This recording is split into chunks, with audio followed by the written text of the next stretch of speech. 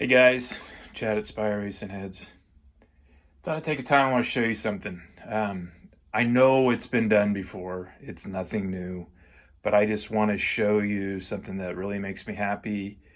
A lot of people, when they saw it, they didn't get what was going on. But let me show you. So I'm having Brian Weinhold is welding these up for me. Welding, and what happens is this is a super stock head, so the roof will get raised, and then I bring the epoxy to the front.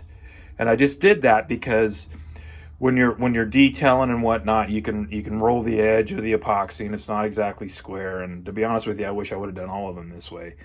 But as you can see, it takes some weld, but what happens when it's all done, it just makes such a much nicer cylinder head.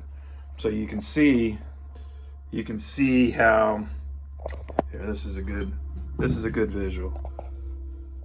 So it gets raised. Without that, a normal port is probably only a couple hundred thousandths off. So all of this right in here would be exposed epoxy.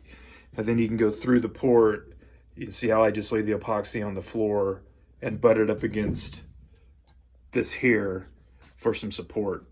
But it turns out really slick. I mean, it's really nice. I also don't pay any attention. This is my assembly room. I got 3 or 4 sets of heads going together and going crazy.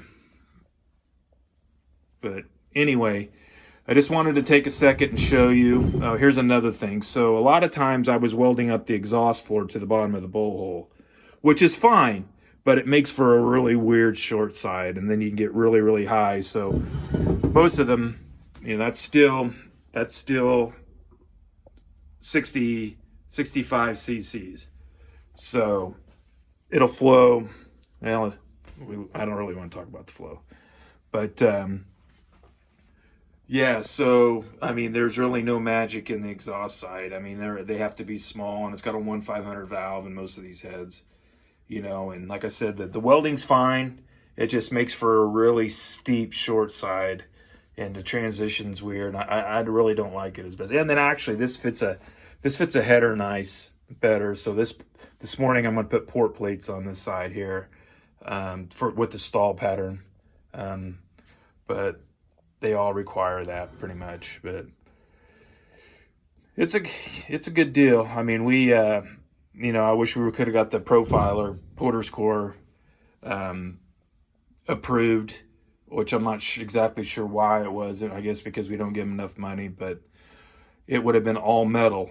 There would have been absolutely zero epoxy in it, no welding whatsoever, anything we wanted to do. It just would have made it a lot better. I wish Edelbrock would do that. I guess I don't think the guys at NHRA realize how many hours are spent on these heads. I mean, it's insane, and everybody wants to do the aluminum head now because on the iron OEM stuff, it's not if, but when it cracked.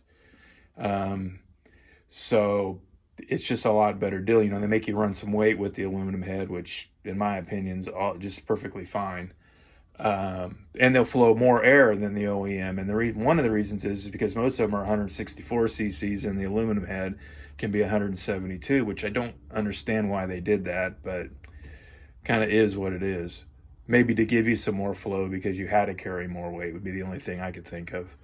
But all right. Anyway, I just wanted to take a quick second here, make a video and show you how happy I am with the flange. And like I said, I turned a business model around, and since I sold the V-Factor stuff, this is kind of all I want to do. I did these completely by hand because I lost Jason at Performance CNC, so I have a couple masters going together and have another guy lined out that's got to do the CNC work, which will save a lot of time. But this particular set was all done by hand. So thanks for looking. Have a good day. Have any questions, give me a holler. Thanks, guys. Bye.